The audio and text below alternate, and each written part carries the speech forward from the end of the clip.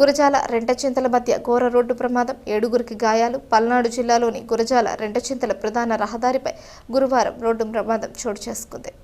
రెంటచింతల నుంచి గురజాల వైపు కూలీలతో వస్తున్న ఆటోను టాటా బొలెరో వాహనం ఢీకొట్టింది. ఈ ప్రమాదంలో మొత్తం 7గురు గాయపడగా వారిలో రెంటచింతలకు చెందినటువంటి పోలిశెట్టి వెంకటేశ్వర్లు చికిత్స పొందుతూ మృతి చెందారు.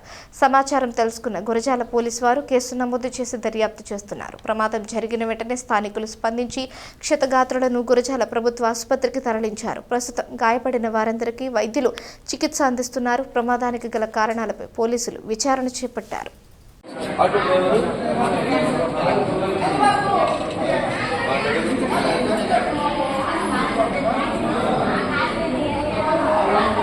బాబు ఆటోలో ఎంతమంది వాళ్ళు